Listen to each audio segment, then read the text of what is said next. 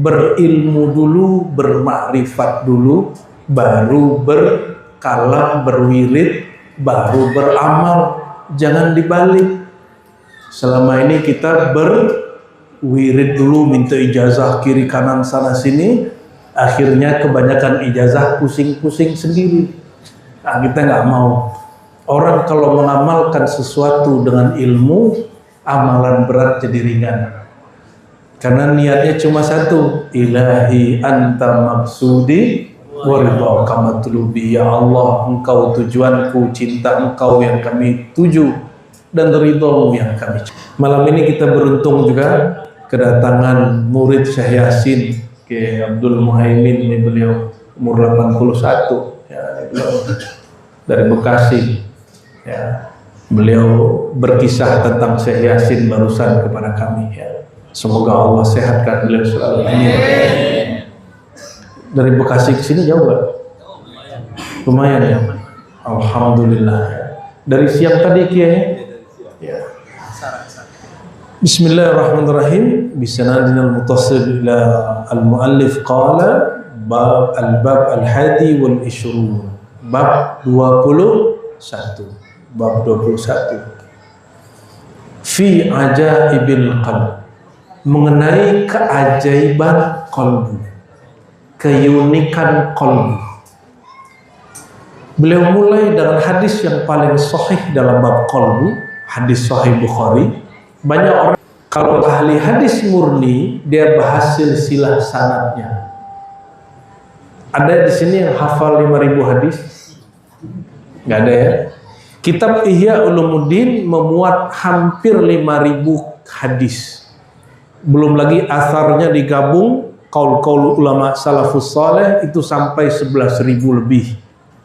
Maka Imam Al-Ghazali salah satu ulama yang menghafalkan hadis. Seandainya dia hidup hari ini disebut ahli hadis karena hafalan hadisnya 5.000 lebih. Saya hanya hafal hampir 2.000. Tapi itu pun sudah banyak yang lupa. Dulu Dailami itu nyaksiin saya menghafal hadis. Dia salah satu korbannya itu ya. Jadi kita ngafalin hadis lengkap sanad-sanadnya. Kalau ketiduran langsung suruh ngafalin hadis. Dia paling pojok seperti hari ini, malam ini pojok. Kalau kita ngajar dia tidur. Alhamdulillah. Tapi hatinya bangun. Seperti Rasulullah katanya gitu. Ya. Ya namu aini wala tanamu qalbi. Mataku tidur, hatiku melayang. Makanya sampai sekarang masih jomblo. Melayang-layang. Kitab Ihya itu terdiri dari 3 macam. Nah, ini macam yang ketiganya, muhlikat. Hal yang menghancurkan nasib manusia, yang bikin manusia tidak selamat dunia akhirat. Apa yang menghancurkan mereka? Merusak kolbu. Dan kolbu ini rusak, ini tidak hanya jamaah yang rusak, para ulama pun kata Imam Ghazali banyak yang rusak hatinya. Ulama yang rusak itulah yang disebut ulama su, ulama yang hatinya busuk. Semoga Allah jaga hati kita semua dan yang hadir ini dari hati yang rusak. Amin ya rabbal alamin. Kalau hatinya salim, sahih, hatinya bisa dibenerin, disebutlah ulamaul akhirah, ulama yang orientasinya keselamatan akhirat. Semoga semua yang hadir berniat seperti itu. Amin. Qala Rasulullah SAW, inna sesungguhnya itu disebut taukid, dia disebut awamilun nasab ya, yang bisa bikin kalimat setelahnya mansub berbaris di atas ya. Inna fi jasad ibni Adam, sesungguhnya di jasad ibnu Adam, anak Adam. Ini keturunan Nabi Adam apa keturunan kera? Kan kata Darwin kita dari kera kan? Betul. Ini keturunan mana nih? Nabi Adam. Berarti ente zuriat Nabi dong. Betul? Zuriat Nabi Adam. Terus kenapa repot-repot? Ini saya ingetin kepada Ibnu Majah dan Dailami. Manhaj kita tidak ikut campur perdebatan perselisihan nasab. tolong jangan bawa-bawa ke majelis. Kita hanya mengandalkan nasab ilmu, bukan nasab darah. Kita takzim ke semua orang yang katanya punya nasab ke Rasulullah, tapi kita lebih takzim kepada orang yang punya nasab ilmu kepada Rasulullah SAW. Ya, itu pesan guru saya, zuriat Syekh Abdul Qadir Jilani. Ya, ada dua syekh kami, zuriat Syekh Abdul Qadir Jilani, orang Suriah. Beliau mengatakan nasab kamu tidak manfaat kalau kamu tidak mewarisi ilmu yang punya nasab, yaitu ilmu mengenal Allah SWT. Dan ilmu mengenal Allah itu ibadah tertinggi. Sebelum mengenal sholat, zakat, haji, Nabi mengajarkan apa? Mengenal Allah. Mengenal Allah itu bahasanya agak horor kalau dalam bahasa kita, makrifat. Padahal makrifat itu ilmu dasar, bukan ilmu tinggi. Makanya awal orang masuk Islam syahadat. Apa isi syahadat? Asyhadu. Asyhadu artinya apa? Aku bersaksi, aku menyaksikan. Kalau tidak ada makrifat, tidak kenal siapa yang disaksikan, maka persaksiannya palsu. Oleh karena itu wajib mengenal siapa yang kita bersaksi itu, yaitu Allah Subhanahu. Dan lisan ini hanya terjemahan mafil fuad, menerjemahkan isi kolbu. Jadi kalau syahadat harus dimulai dari kolbu. Maka hadisnya dimulai, sesungguhnya di jasad Bani Adam, keturunan Nabi Adam, mudghatan, ada satu mudghah. Apa arti mudghah? Segumpal darah.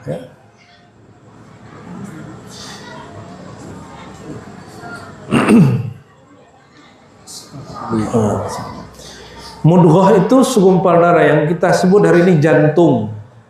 Kita sebut hari ini apa? Jantung. Kalau jantung sehat, tubuh sehat. Ya.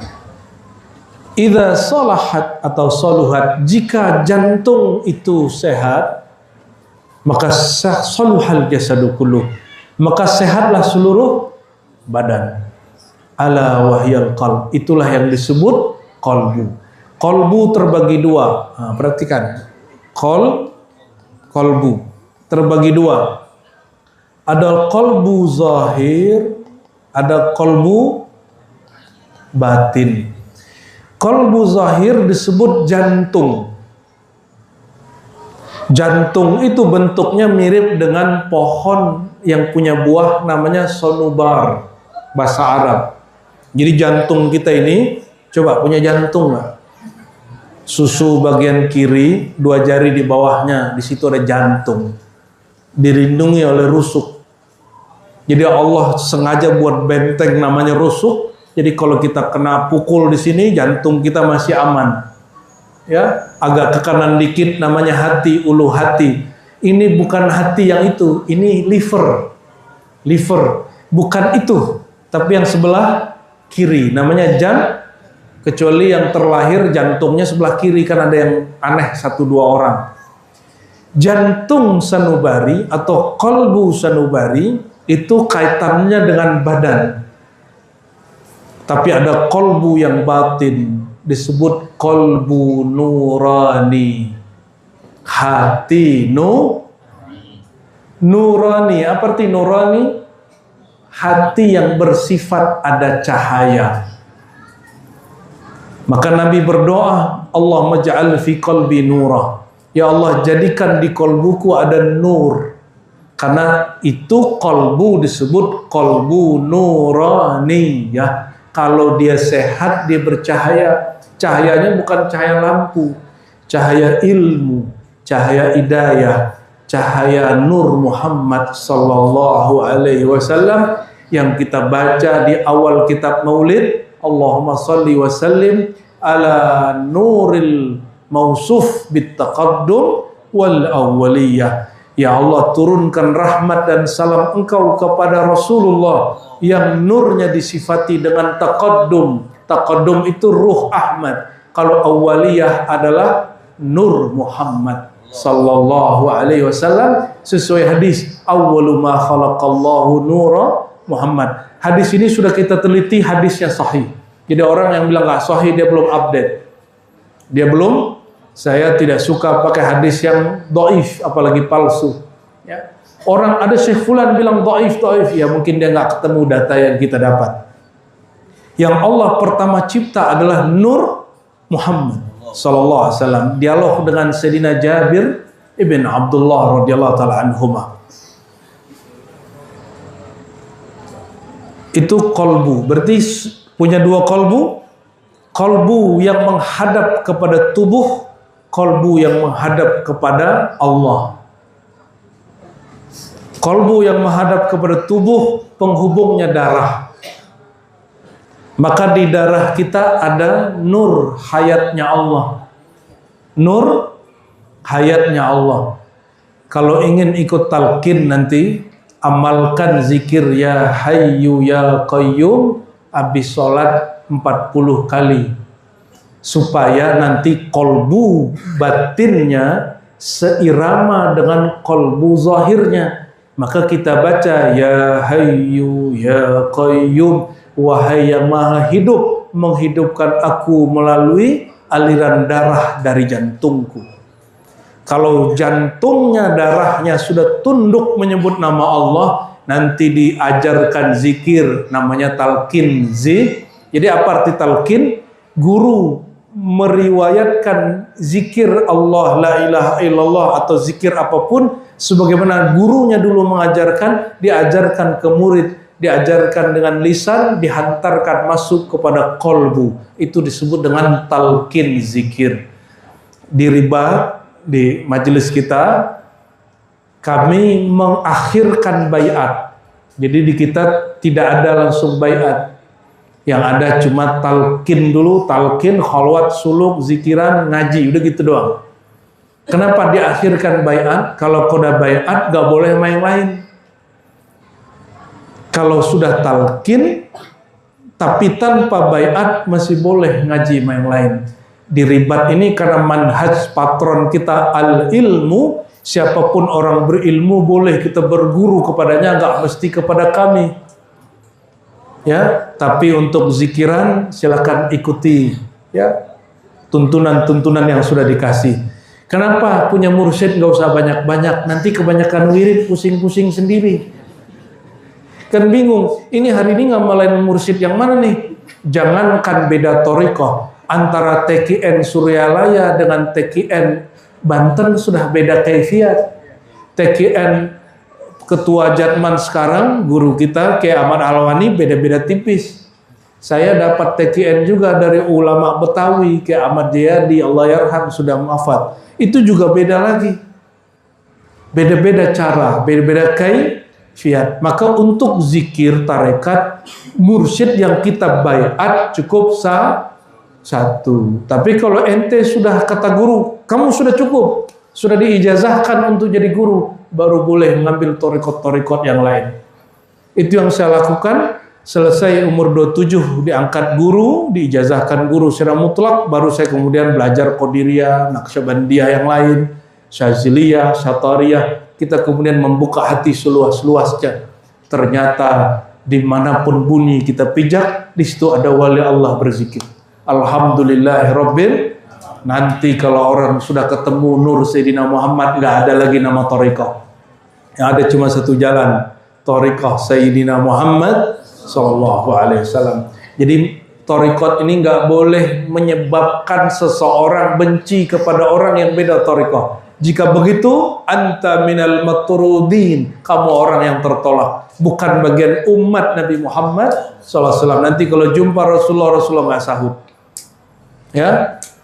Tapi kalau di kolbunya ada rasa cinta kepada umat Nabi Muhammad SAW. Beliau mengatakan, innama ana rahmatun muhda. Aku ini rahmat yang dihadiahkan kepada kalian. Hadiah itu karena cinta. Jadi Rasulullah itu simbol cinta kasih kita kepada Allah Subhanahu. Ciri-ciri ini di kolbu sudah masuk Nur Muhammad. Dia cinta ke semua orang, apalagi sesama pengamal zikir. Ya, apalagi sesama majlis. Lebih cinta kepada sesama mereka. Faqad tabayyana bihadzal hadis, ya. Sungguh telah nyata dalam hadis ini. Annal asla, bahwasannya yang asal, yang inti, asal muasal manusia itu ada pada qalbunya. Wa huwal amirul muta'. Qalbu itulah pemimpin di dalam diri, hakikat diri yang diikuti oleh seluruh perangkat diri. Saya naikin tangan ke atas, lihat kiri kanan, nunduk, dongak, itu yang nyuruh siapa? Qalbu. Jangan sampai kolbunya tidak kenal Allah sehingga dia memerintahkan lembaga diri tubuh ini tidak mengarah kepada Allah. Fi alamil jasad wal baqiyah ra'iyah, di alam jasad. Tubuh kita ini disebut alam jasad. Nah, ini pegang ya. Ada alam jasad. Alam jasad ini terbagi lagi, ada alam urat, ada alam darah, ada alam sel, ada alam kulit, ada alam rambut, ada alam tulang. Itu macam-macam alam di sini, ribuan alam dalam tubuh kita. Berapa ribu? Ribuan aja deh, pusing ente ntar. Itu semua alam itu yang mimpin namanya kolbu, tapi bukan kolbu jantung semata, kolbu nurani. Kalau kolbunya dapat cahaya, dia disebut nurani. Tapi kalau kolbunya mulai muncul kebencian, muncul iri dengki, muncul nggak senang sama kawan, ada perasaan merasa lebih tinggi, berilmu, bermakom tinggi dari orang yang duduk kiri kanan samping belakang depan, itu kolbunya disebut zulmani. Apa arti zulmani? Gelap. Saya mau tanya, gelap itu ada nggak? Ada. Ada nggak gelap? Ini kayaknya kurang yakin nih. Halo? Ada nggak gelap? Kapan gelap ada? Kalau nggak ada cahaya. Kalau ada cahaya ada gelap nggak? Jadi sebenarnya gelap itu ada nggak? Gelap itu terjadi kalau nur tidak nyala. Kalau nurnya padam, ilmunya tidak jalan, barulah disebut kolbunya berkegelapan. Zulma niyah. Mau kolbunya bercahaya? Yang ngaji sama kita malam ini ya. Jangan sibuk ngomongin, oh Syanu belum makomnya belum sampai, oh Syanu masih muda. Nggak ada urusan kita begitu. Ya. Ada orang negur saya begini, umur kamu belum 40, kok jadi mursyid? 40 dulu baru jadi mursyid. Saya jawab, yang ngangkat saya bukan ente kiai, yang ngangkat saya mursyid saya. Ente urusannya sama mursyid saya, coba tanya sama mursyid saya. Lalu dia nggak tahu mursyid kita diangkat jadi mursyid umur 27, ada satu lagi umur 17, ada satu lagi umur 18. Ente umur 17 ngapain? Hah? Main petak umpet. Kalau beliau main latifah 7, ada 7 latifah di kolbunya, dia sudah main di situ, petak umpetnya masuk ke dalam sisi batin dirinya.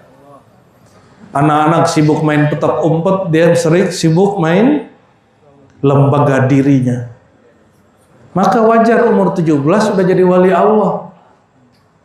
Diangkat gurunya menjadi seorang pewaris nur dulu, Mama Falak di Bogor, diangkat sebelum 40. Setahu kita, mungkin pengetahuan aneh salah.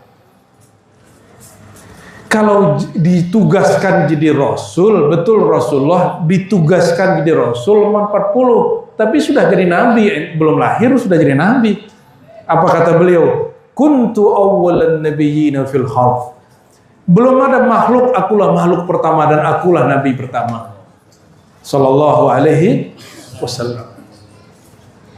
Nggak ada urusannya sama umur jasad. Ruh itu punya umur sendiri. Kolbu itu punya nur sendiri. Nggak ada urusan sama jasad. Ini yang sudah umur 40 siapa aja? Angkat tangan. Ente mursyid nggak? Izan al-arba'in ma yata'allaq bi il-irsyad ya. Sorry, ke bahasa Arab. Jadi tidak ada urusannya umur 40 dengan kemursyidan. Jadi yang umur saya sekarang Masehinya masih 39, kalau Hijriahnya sudah 40. Tapi memang guru kita ada salah satu murid Syekh Yasin juga mengijazahkan tongkat, kata beliau baru boleh pakai tongkat ini umur 40. Karena beliau nggak bilang Masehi mah Hijriah, ya udah Hijriah aja. Jadi kadang-kadang kita pakai tongkat kalau mau ziarah. Simbol tua. Maka tua bahasa Arab disebut syuyukh, syekh. Jadi ada orang jasadnya masih muda, tapi dituakan dalam bab ilmu disebut asy-syekh, walaupun masih muda. Bahasa kitanya kiai. Namun kiai dalam tradisi Jawa, Banten biasa umur 40. Tapi kan ada ininya, ada kiai muda gitu ya, Gus. Ada enggak sampai meninggal disebut Gus padahal sudah tua? Gus Dur. Lalu beliau menjelaskan wa nahnu nubayyin ma'nal qalb. Sering dengar qalbu, ruh, jiwa, nafs. Sering dengar akal. Apa bedanya? Coba dilanjutin halaman berikut. Beda nggak qalbu dengan ruh? Beda. Dari sini, oke? Ya. Baik. Apa beda qalbu dengan ruh? Mana yang duluan, qalbu sama ruh? Yas'alunaka 'anir ruh, qulir ruhu min amri rabbi wa ma utitum minal ilmi illa qalila. Orang Yahudi datang ke Nabi nanya, ngetes. Kalau betul dia seorang nabi, pasti jawabannya sama dengan Nabi Musa. Apa jawaban Musa? Persis Nabi jawabnya. Nabi ditanya, apa itu ruh, wahai Muhammad? Nabi jawab, sallallahu alaihi, ar-ruh min amri rabbi. Ruh itu rahasia Tuhanku. Kalau rahasia dibagi-bagi nggak? Enggak. Tapi ujungnya ada yang unik. Wa ma utitum minal ilmi, kamu tidak diberi ilmunya illa qalila, kecuali sedikit. Kalau Bang Haji ini duit sedikit itu berapa Bang Haji? Berangkatin 2 orang umroh. Ya. 4. Berarti 100 juta. Jadi sedikitnya Bang Haji ini 100 juta.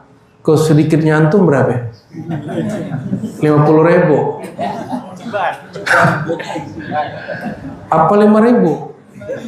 Orang ngemis di luar ngasih cuma 2.000, suuzonnya 30.000.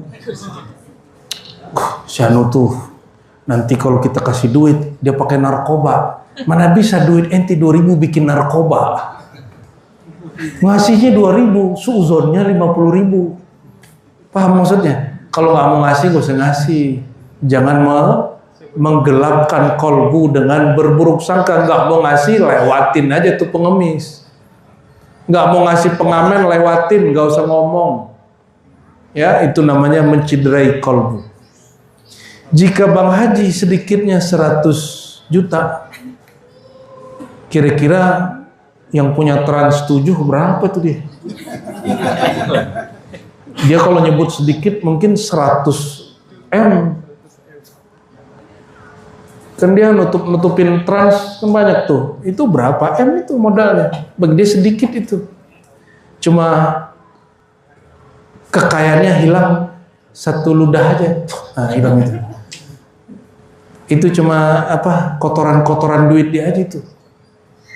Kira-kira kalau Allah Ta'ala Maha Kaya, Al-Ghani Al-Mughni, ya, yang Maha Kaya dan mengayakan, menyebut kamu tidak diberi ilmunya kecuali sedikit-sedikitnya Allah, banyak pedikit. Yang sedikit inilah yang dibuka-buka sama Imam Ghazali. Malam ini kita buka apa yang dia maksud sedikit itu menurut Imam. Jadi kata guru saya Abuya Hasan Basri yang pertama kali ngajarin kami kitab Ihya, umur saya waktu itu baru 11 tahun. Ente 11 tahun ngapain? Aneh ngaji Ihya. Ya, makanya nggak pernah menikmati permainan anak-anak muda. Ya, sekarang kita main. Jadi dulu anak teman-teman situ suka ngebut. Sekarang kita ngebut motoran. Tapi bukan di jalan, di gunung. Sekarang baru menikmatinya. Kalau dulu saya menikmatinya cuma ngaji. Ya. Jadi kalau diajak teman jalan-jalan, apalah indahnya gitu. Tapi kalau diajak ke ulama, ke kiai, jangan gitu, nikmat sekali. Salah satu yang beliau kalamkan dulu kepada kami, Abu Hasan Basri, mursyid saya Tariqat Samaniyah, Qadriyah dan Naqsyabandiyah, kata beliau, jika sedikitnya makhluk orang kaya itu sudah banyak bagi yang lain, apalagi sedikit menurut Allah. Inilah yang diurai-urai oleh imam yang sangat cerdas, namanya Imam Al-Ghazali, yang menjadi inspirasi nama majelis ini Nur Ihya Al, biar yang dikit-dikit kata Allah di kita buka-buka. Tapi sebatas yang sedikit itu. Kata beliau, kolbu. Apa itu kolbu? Kolbu ada dua makna. Satu, laham sanubari, jantung fisik yang berbentuk pohon buah sanubar. Sudah kebayang bentuk jantung? Sudah? Nah itu dia. Itu kolbu yang fisik. Dia ada di dada bagian kiri, ya. Di dalamnya muncul ada darah kotor, ya. Wa huwa manba'ur ruh, inilah sumber kehidupan. Ruh di sini hidup.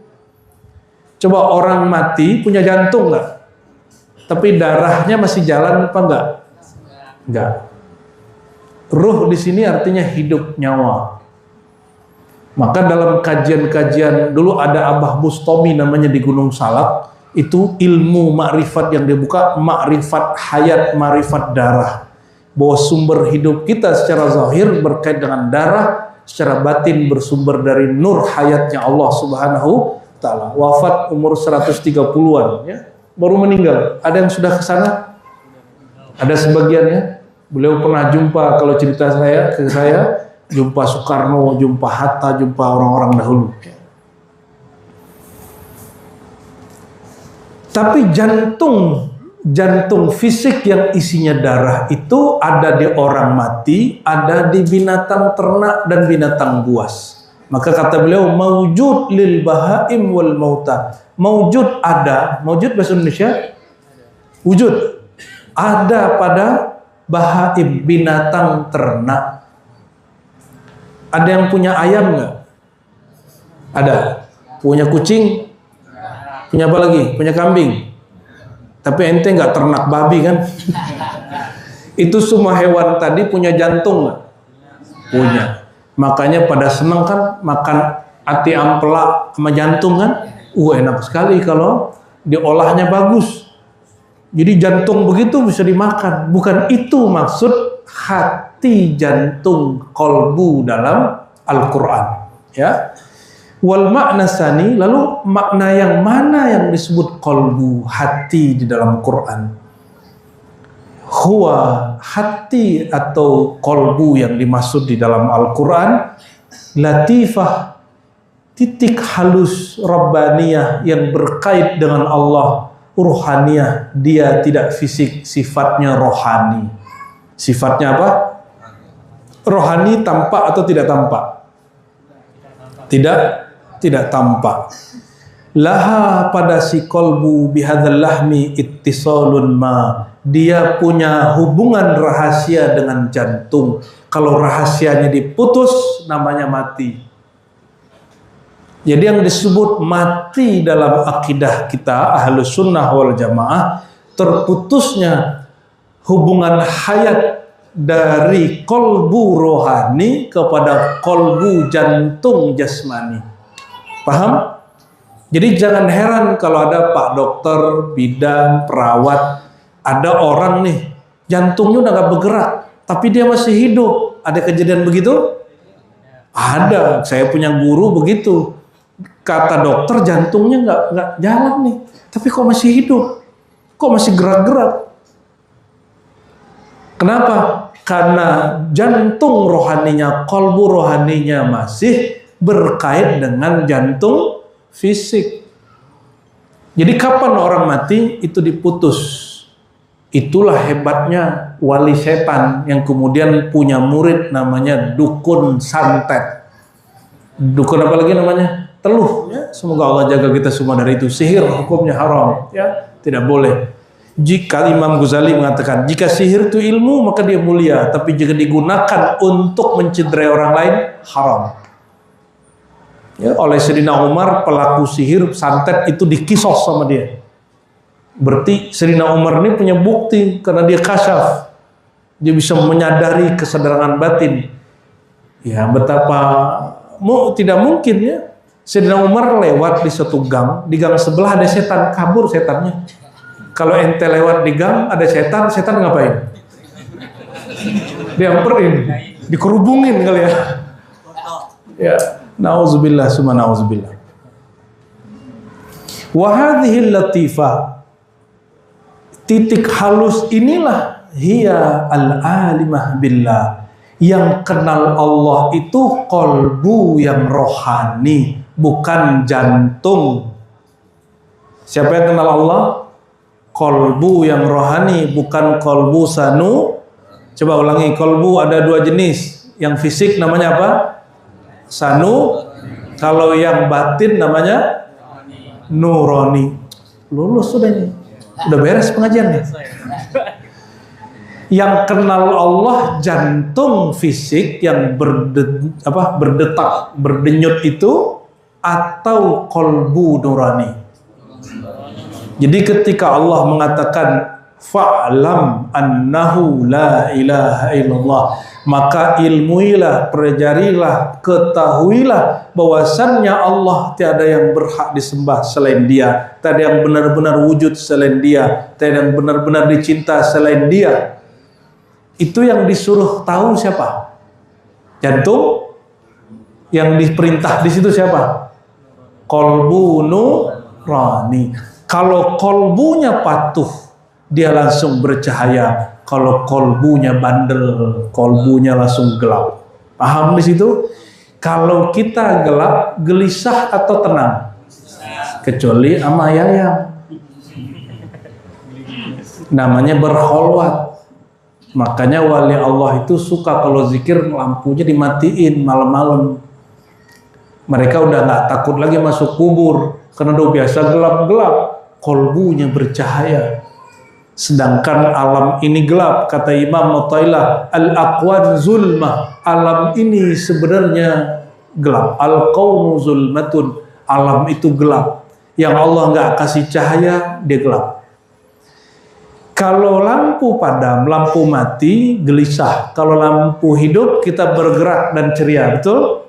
Jadi kenapa ada orang dirundung duka, dia sedih, otaknya mentok, itu karena kolbunya tidak bercahaya. Semoga semua yang hadir Allah kasih cahaya kolbunya, dan Allah kekalkan cahaya itu. Amin ya Rabbal. Jangan sampai padam, sampai sakratul maut jangan padam. Sakratul maut, yang maut itu badan dengan jiwa. Hubungan itu disebut hubungan nafsiyah. Hubungan ini yang diputus, maka kullu nafsin za'iqatul, yang merasakan mati itu bukan ruh tapi nafs, jiwa. Semakin jiwanya cinta dunia, semakin sakit matinya. Dunia itu kerjaan, anak, bini, kekasih, harta, pekerjaan, kekayaan, kemasyhuran, pengikut, masuk tuh, hati-hati. Semakin hati menghadap kepada yang tadi, mati berat. Maka diputus cinta kepada itu, barulah orang meninggal dengan tenang. Baru sakaratul mautnya berujung husnul khatimah. Mau husnul khatimah? Putus cinta dunia. Dunia cukup di tangan, gak usah sampai ke dalam. Itu mah ngomongnya doang udah. Kayak bener aja ente. Anda minum dulu ya. Allahumma sholli ala sayyidina Muhammad.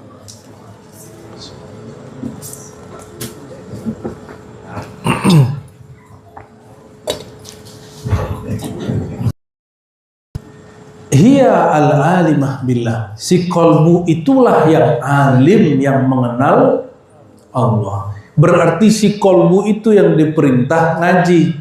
Yang hadir malam ini jasad, tapi yang memahami malam ini kolbu. Maka ini kabar gembira untuk semua yang hadir, bahwa semua yang hadir kolbunya bercahaya. Amin. Alhamdulillah. Bukan amin lagi, alhamdulillah. Ya kan sudah bercahaya. Nggak tahu kalau nanti pulang. Maka kalau bermajlis, Majelis kita nggak usah ngomongin orang, ngomongin nasab orang, ngomongin torikot orang, nggak usah. Apalagi ngomongin partai orang. Kita ini punya masalah dalam diri sendiri. Benerin ini, rumah tangga selesai, kampung beres, baru negara beres. Tapi kalau hati nggak beres, walaupun pakaiannya pakaian ustadz kiai ajengan, kalau ajengan hati busuk, dia iri dengki sama ajengan.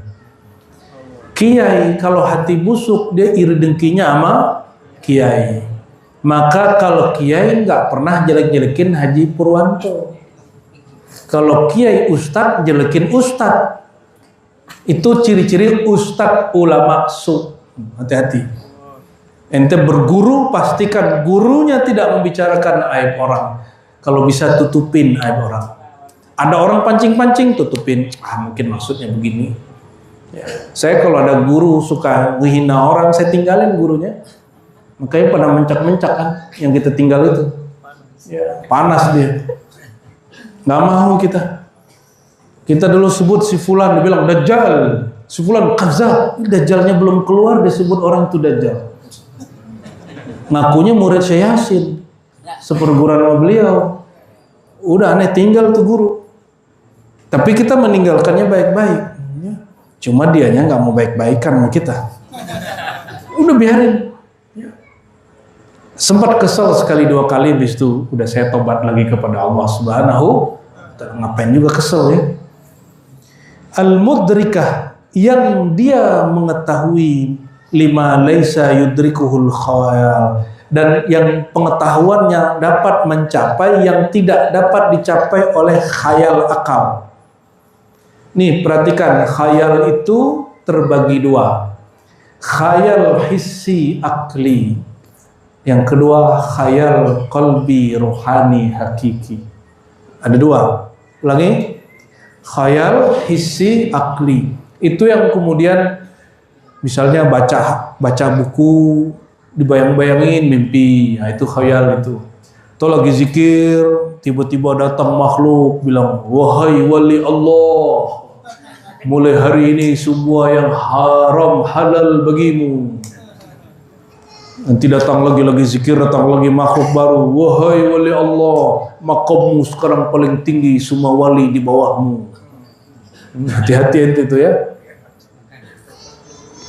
Jadi semakin dia zikir, semakin berilmu, semakin namanya berkhayal. Khayal ini disebut dengan khayal hissi akli. Sumbernya dari ego dan syaitan. Sumbernya dari ego, nafsiyah dan syaitan. Hati, nih ketemu nih sama ustadz. Kalau dia wali pasti dia dipanggil aneh. Itu halu namanya. Ya, ada yang ngomong gitu, ya, ente halu, ente wali setan, ya.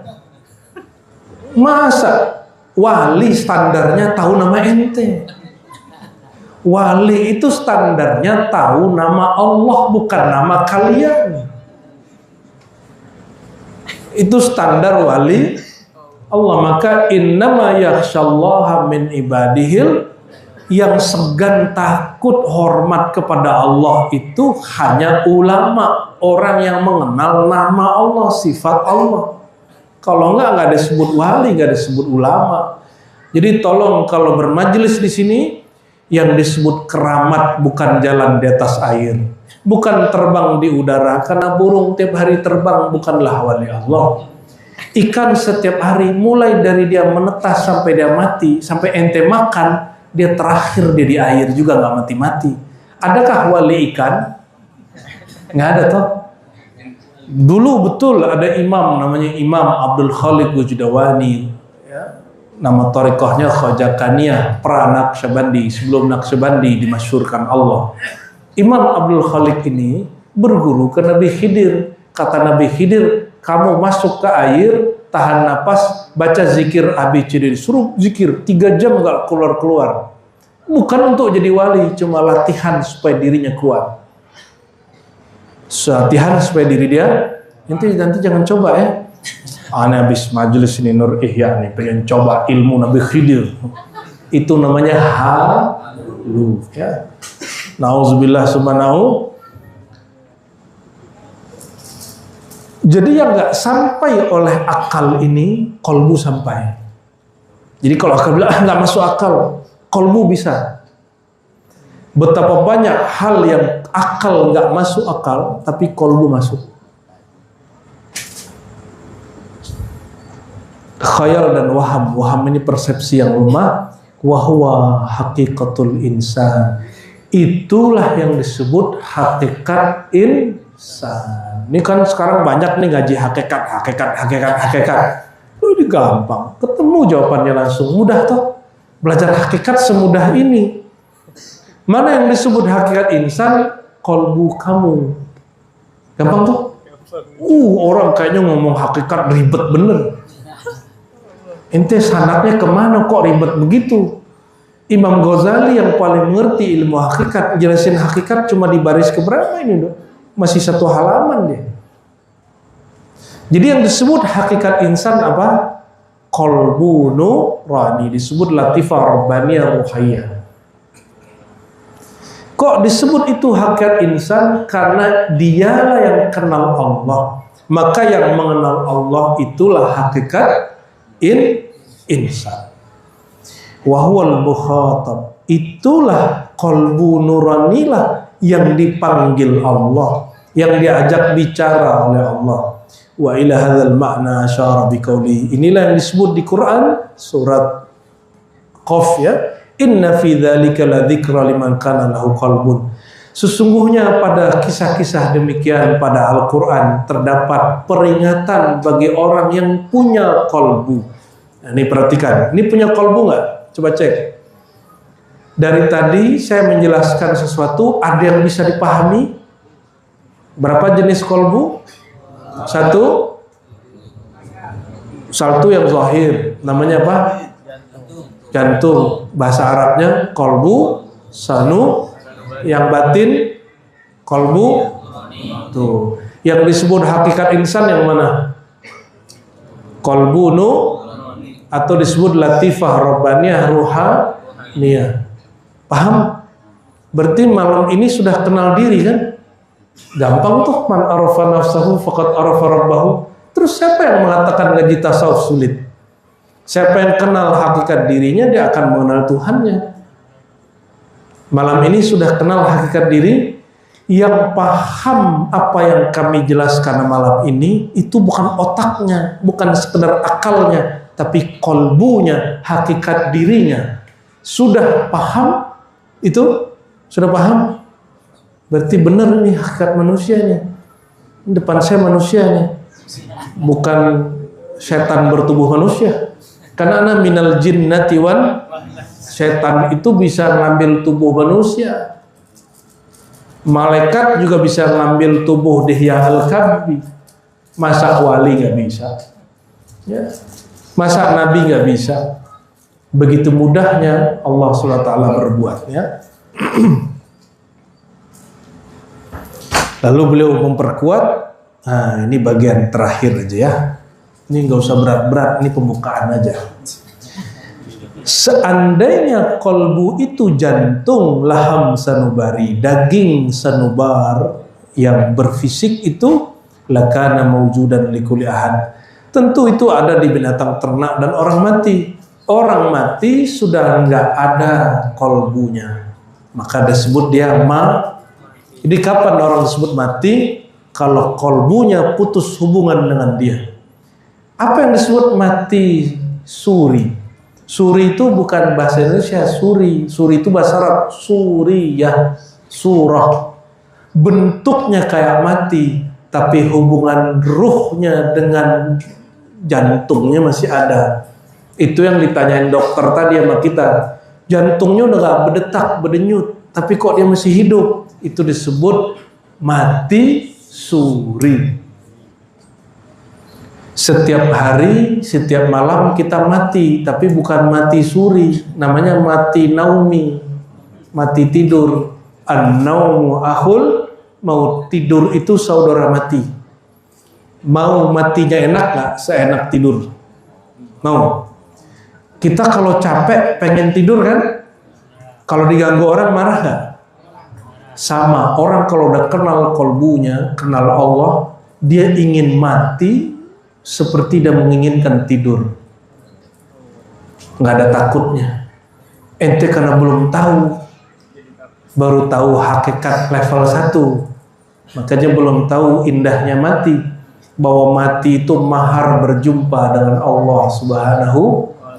Maka kalau kita ini akalnya masih menghijab, pikirannya masih menghijab, Allah kirim kabar lewat mimpi.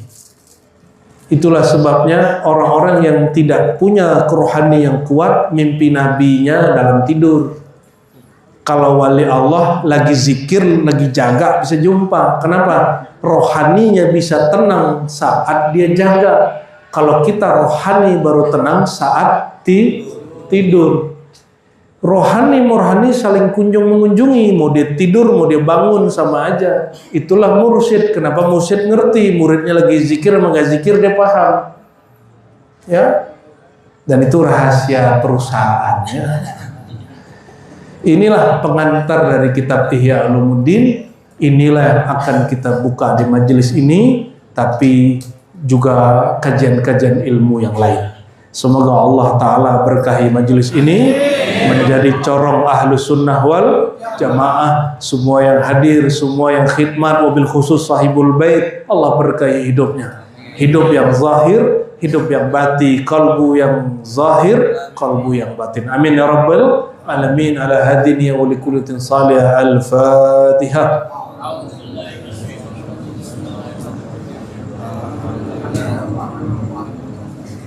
Alhamdulillah Rabbil Alamin. Kita serahkan ke Ustadz Ibnu Majah. Ada pertanyaan nggak? Ya, monggo. Di luar tema boleh. Monggo silakan ya. Yang penting jangan nanya presidennya siapa hari ini. Baik, kepada jemaah sekalian yang ingin bertanya dipersilakan dan sudah diizinkan oleh Buya walaupun di luar dari tema ya Bu. Silakan.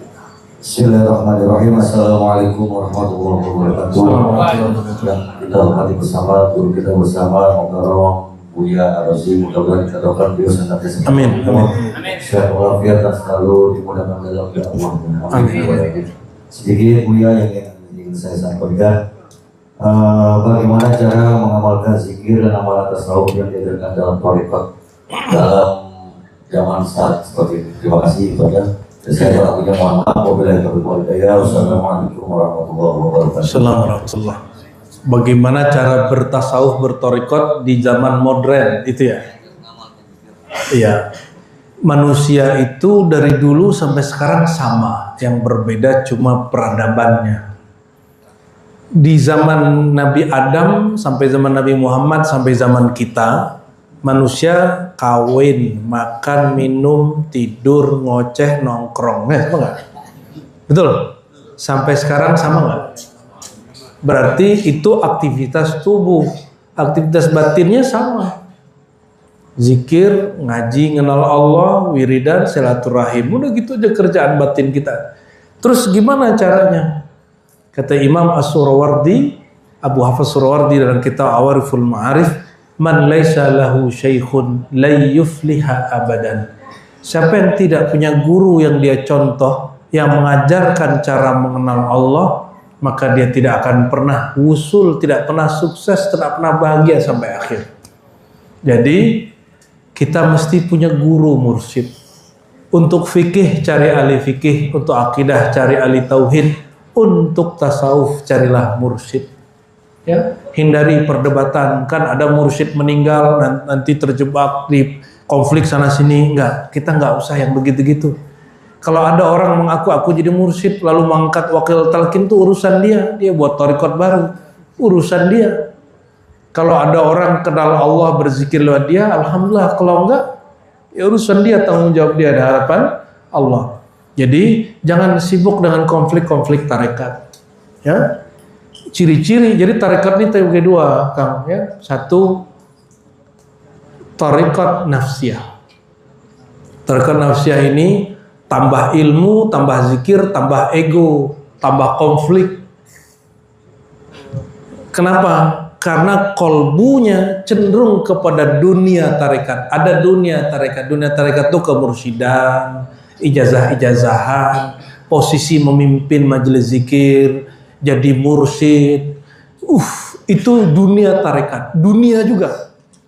Jadi orang bertarekat, bertasawuf itu juga ada dunianya. Siapa yang sibuk di situ, dia ahlu dunia. Walaupun yang aku bertarekat itu tinggalin aja, cari guru lain.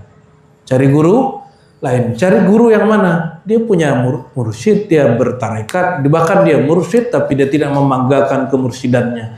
Dia tidak konflik, tidak merendahkan mursyid-mursyid dan tarekat yang lain. Ya, la yashar qaumun biqaumin. Enggak boleh merendahkan satu kaum. Ini ciri-ciri tarekat rohani. Kalau duduk sama dia obrolannya Allah, Rasulullah, ma'rifatullah. Ya, yang sering kita sampaikan, jika kendi, jika gelas, jika botol isinya kopi, kalau digoyang keluarnya hitam apa putih? Hitam, betul. Kalau dalamnya susu, digoyang, dipecahin keluarnya putih. Sama, kalau kolbunya harum, digoyang dikit, dipancing dikit, keluarnya tetap harum. Kalau dalamnya nur, digoyang dikit, keluarnya cahaya. Mau orang anterin fitnah berapa macam, dia nggak terpancing. Cari guru yang begitu. Ya. Insya Allah nanti ditunjukin cara paling gampang. Karena mursyidlah yang dapat meringkas amalan sesuai zamannya. Kalau kita pakai metode Imam Syekh Abdul Qadir Jilani, Qaddasallahu nggak sanggup. Maka ada pelanjut beliau di zaman ini, dia sanggup meringkasnya. Kalau kita pakai gaya Imam Bahauddin Syah Naqsyabandi, Abul Hasan Syazili, nggak sanggup kita. Maka ada cara boosternya, cara meningkatkan kualitas amal, tapi amalan kita nggak banyak. Caranya cuma satu, al-ilmu bil ma'bud. Menyembah itu mesti kenal kepada yang disembah. Inilah yang kita buka-buka sekarang. Kita buka secara terbuka. Siapapun yang mau kenal Allah, ya ngaji. Ente nggak mau bertarekat, nggak apa-apa, ngaji aja. Saya nggak mau talqin, nggak mau baiat, nggak apa-apa, nggak usah. Yang penting fa'lam, belajarlah tentang Allah, wajib. Imam Junaid mengatakan, a'lal ibadat an ta'rifa Allah tabaraka wa ta'ala. Ibadah tertinggi engkau mengenal Allah, itu paling tinggi. Tapi mungkinkah tahu mengenal Allah sendiri? Tahu nggak? Baca buku, nonton YouTube, ya sama aja. Ente nggak mau berguru tapi gurunya YouTube, itu menyesatkan namanya. Saya nggak usah ikut-ikut, saya sendiri aja. Ternyata baca buku, lah buku itu kan juga ditulis seorang guru yang mengerti isi buku, isi kitab, guru. Hatta ada orang hari ini baca Quran, mushaf Quran, terus dia bilang saya nggak mau punya guru. Dia lupa, dulu dia baca Quran ada gurunya. Guru Iqra, ya kan? Jadi mesti wajib punya guru. Kata Imam Surawardi, mustahil orang kenal Allah kalau tidak punya guru. Maka guru di zaman ini dia dapat meringkas metode-metode itu. Yang penting fa'lam annahunya tidak berkurang. Syariat sudah flat, nggak bisa diubah-ubah. Yang bisa diubah itu metode thariqah. Thariqah jalan aja dibenerin per 6 bulan. Masa thariqah nggak direvisi? Ya, makanya Abah Anom revisi thariqahnya, di Berjan Mbah Nawawi revisi metodenya, di Banten Mama Kazim juga revisi metodenya, di kampung saya Abu Ya Hasan Basri juga revisi lagi metodenya. Tapi sanadnya sama, intinya sama. Yang penting orang mengenal Allah. Wiridan nomor 2, ilmu dulu baru amal. Jangan cari ijazah amal dulu. Jangan minta talqin baiat dulu. Yang diminta pertama al-ilmu. Ilmu amalan ruh, amalan kolbu itu lebih tinggi. Itu Allah mandangnya ke dalam itu. Gimana cara tahunya? Istikharah dulu lah. Kan guru banyak. Istikharah, jangan cuma mau kawin doang istikharah. Kalau kawin kan cuma tempat, mohon maaf, teman tempat tidur. Kalau guru, teman sampai ke dalam kubur, sampai di padang mahsyar, sampai melintasi sirat, itu teman kita nanti. Wajib punya guru. Ya. Semoga Allah pertemukan dengan guru sejati. Amin ya rabbal. Ya, nggak mesti kesini ngajinya, guru kemana aja. Itulah manhaj kita, manhaj maftuh, terbuka. Siapapun ahli ilmu, ambil ilmu dari dia. Ya, kelas. Ada lagi? Ibu-ibu. Kemudian karena bapak-bapak sudah ada perwakilan, mungkin ibu-ibu yang mau bertanya. Oke, silakan. Ini panitia mohon diantar mic-nya. Gantian Pak, salam. Umroh. Siapa yang dapat umroh ini? Program tabungan.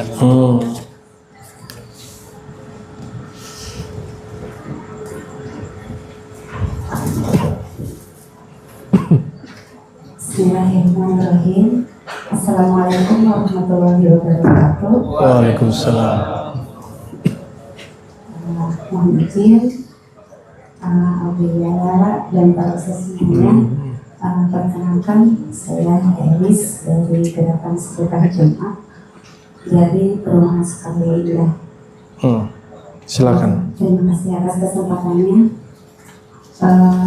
Sebelumnya saya mengucapkan terima kasih dan alhamdulillah sangat bersyukur bisa hadir di sini. Pertanyaan saya tentang kolbu dan pikiran, entah apa bahasanya kalau menurut Abia ya. Kadang apa yang dipikirkan sama kita dengan apa yang ada dalam hati kita itu kadang berbeda. Kadang ada juga yang menurut pikiran kita itu benar, tapi kadang hati atau kolbu itu berontak seperti itu. Tapi kadang sebaliknya juga. Maka dari itu, menata apa dulu yang paling baik dan benar? Apakah pikiran dulu atau hati dulu? Seperti itu. Karena mungkin kalau pikiran itu kan bisa diterapkan ke banyak orang. Tapi kalau hati, kembali lagi ke hatinya masing-masing. Maka untuk menata yang sebaik mungkin, mana dulu yang harus dibentuk.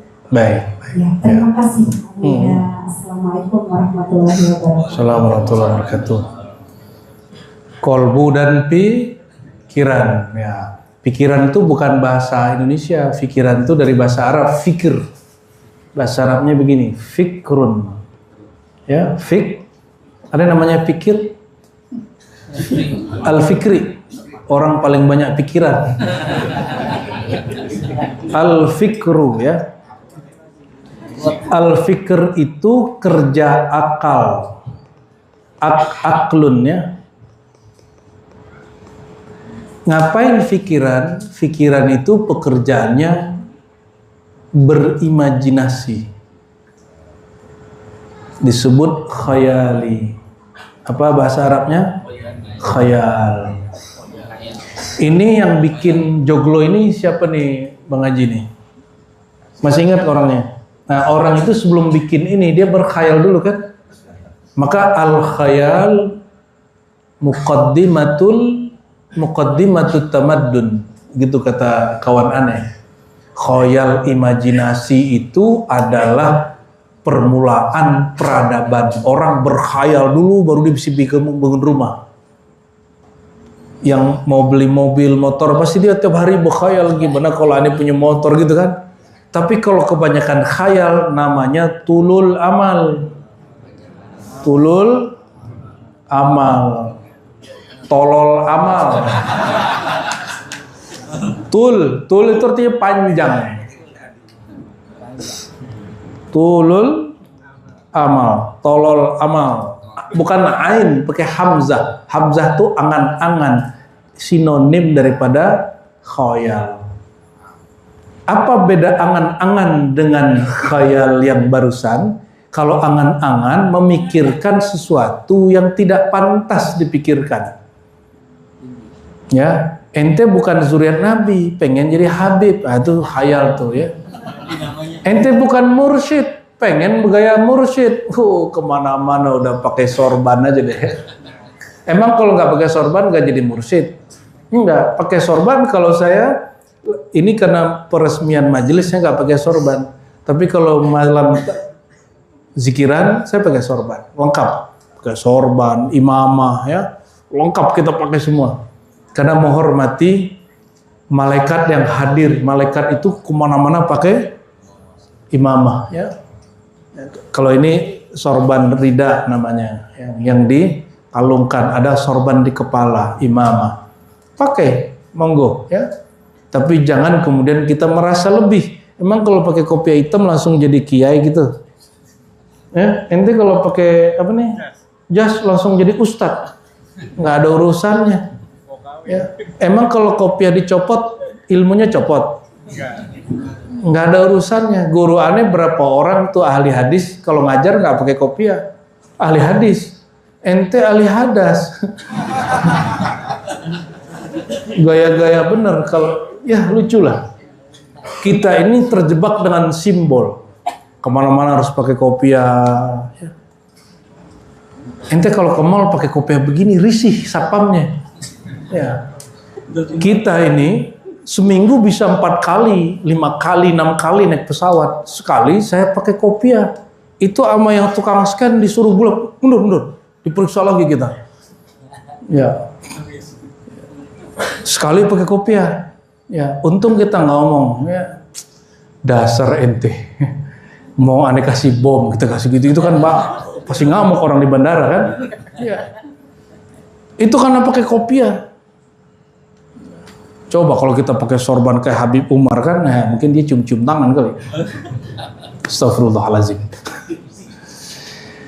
Jadi akal kerjanya ngapain? Berpikir. Akal kerjanya berpikir. Kalau dia salah pikiran, kebanyakan pikiran namanya banyak panjang angan. Panjang angan-angan itu penyakit pikiran, penyakit akal. Penyakit. Ya. Ada lagi yang lebih gila. Fikir itu hanya boleh kepada alam. Perhatiin. Tidak boleh memikirkan selain nggak boleh mikirin Allah. Allah itu tugas kolbu, tugas ruh. Jangan sampai memikirkan Allah. Allah itu bukan untuk difikirkan, tapi untuk dizikirkan namanya, dikenal sifatnya. Nanti yang punya nama, punya sifat akan mengenalkan rahasia-rahasianya. Jadi haram memikirkan Allah. Kalau yang coba-coba mikirin Allah, siap-siap begini. Namanya OD apa? ODJG. Indah benar nama begitu. Gila aja sebutnya. Walaupun ente kemana-mana, mengaku wali, itu wali gila namanya. Kita bisa bedain wali majzub sama wali gila, beda. Wali gila, orang gila itu dipancing memakanan beres. Kalau wali majzub nggak ada urusan dia memakanan. Dia menatapnya kolbu kita semua.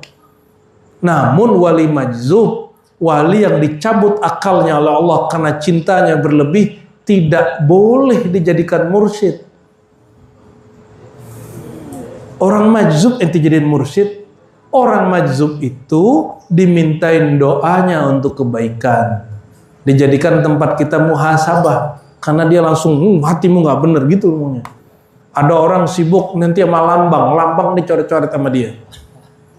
Wali majzub ini kita takzimi, kita cintai karena dari dulu ada wali gelarnya al-majzub. Apa arti majzub? Bukan orang kejedot otak, bukan. Itu kejedot, wali kejedot. Wali majzub orang yang karena syiddatul hub, orang karena cintanya kuat, naza'allahu anhu aqlahu. Allah tutup akalnya, Allah cabut akalnya. Karena di kolbunya betul-betul karam, sibuk mencintai Allah Subhanahu wa ta'ala. Fikir ini boleh hanya mikirin alam pekerjaan, alam rumah tangga, alam semesta, boleh. Ya. Si pikiran ini bersumber dari akal. Akal mesti dibimbing oleh pemimpin di dalam diri kita, namanya kolbu. Kalau kolbunya kenal Allah, pikirannya pasti menyebut-nyebut namanya. Itu sebabnya yang menyembah Allah itu kolbu. Nah, ada namanya robitoh. Pernah dengar robitoh? Robitoh itu ikatan murid dan guru. Siapa yang susah khusyuk, nggak usah banyak teori. Nggak usah banyak teori, hafalkan ini, baca ini nggak bakal khusyuk. Khusyuk itu mengenal yang disembah. Kata Nabi, sholatlah engkau sebagaimana engkau melihat aku sholat. Ada yang lihat Nabi sholat di sini? Nggak ada. Ya udah, punya guru nggak? Punya guru yang mengajarkan kenal Allah. Iktikadkan kita sholat, yang jadi imam depan kita guru kita. Itu namanya rabitah. Langsung lupa dunia insya Allah. Namanya rabitah. Bayangkan pakai pikiran khayali, bayangkan guru di depan.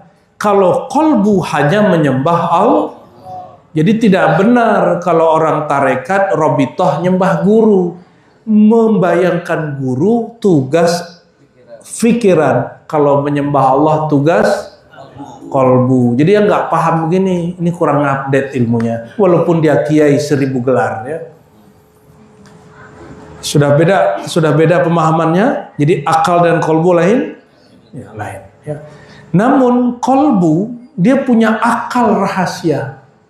Dengan akal itu dia memandang, disebut basirah. Dengan akal itu dia memegang rahasia, disebut sir. Dengan akal itu dia punya cara berpikir, disebut lub. Nah, ini ke dalamnya masih panjang lagi ya, nantilah kita buka lain waktu ya. Maka isilah kalbu dengan ilmu tentang Allah, nanti pikirannya disuruh membayangkan alam ciptaan Allah. Ciptaan paling mulia namanya Rasulullah dan pewaris-pewaris Rasulullah sallallahu alaihi wasallam. Udah, atos. Rotibul atos. Cukup ya. Nanti insya Allah nanti dilanjutkan belajar kitab Ghazali yang mana nanti ajar kan? Bidayatul Hidayah. Jadi di sini nanti saya mengajak saudara-saudara sekalian, insya Allah setiap minggu akan ada kajian kitab Bidayatul Hidayah. Di sini karya Imam Ghazali itu levelnya standar ya. Artinya nggak berat. Insya Allah tidak ada ilmu yang berat yang hanya kepala kita nggak paham ya. Innallaha malaikatahu yusalluna 'alan nabi. Ya ayyuhalladzina amanu sallu 'alaihi wa sallimu taslima. Labbaik Allahumma salli wa sallim wa barik 'alaihi.